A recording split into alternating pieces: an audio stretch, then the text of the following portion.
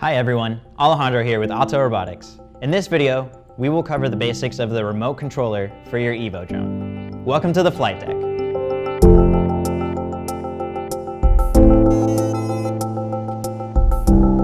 Let's get started by unfolding the arms of the controller. This articulating design helps for convenient storage. Now, flip up the mobile device holder and unfold the antenna. Take care when unfolding the antenna. Do not force or apply pressure when rotating. At first glance, we have the command sticks. These will control the orientation of the aircraft. By default, your remote controller will be in mode 2. This is the standard and most familiar control for users. Different remote controller modes can be selected when using the Autel Explorer app. The left command stick will control the ascent, descent, and the rotation of the aircraft. The right command stick will move the aircraft forward, backward, left, and right, relative to the nose of the aircraft. From left to right, we have the auto takeoff and landing button.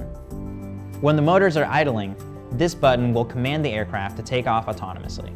When EVO is hovering, this button will command the aircraft to land autonomously at its current location.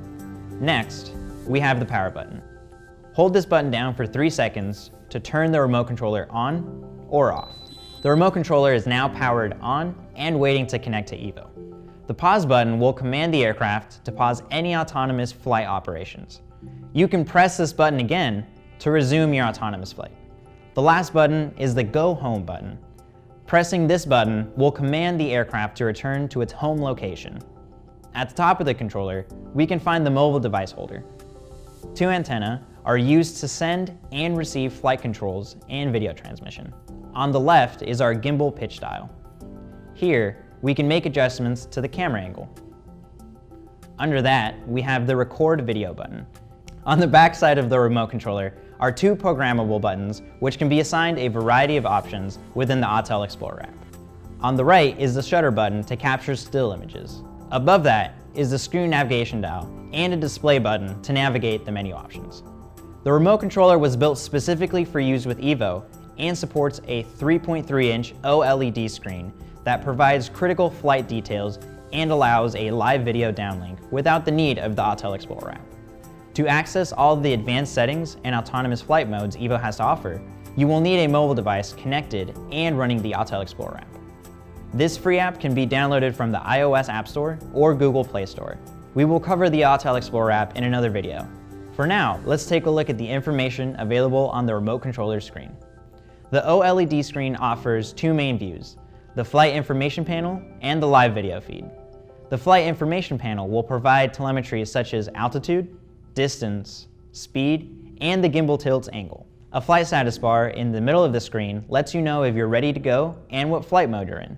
Then we have the GPS signal strength, a micro SD card indicator, a camera mode icon, a vision icon.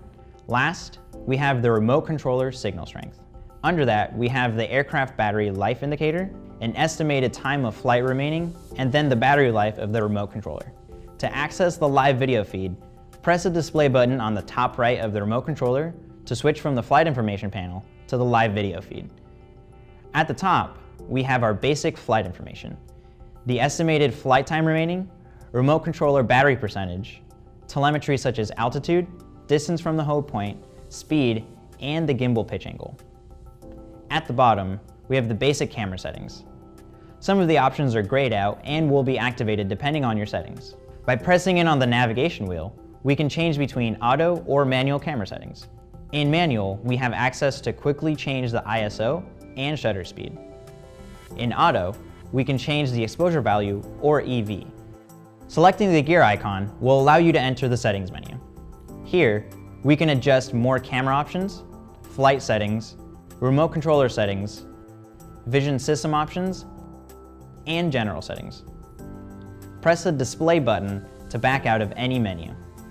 If you are connected to a mobile device, the live video feed to the OLED screen will be disabled and the live video will be displayed on your mobile device.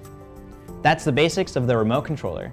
Thanks for watching, and we'll see you next time on the flight deck.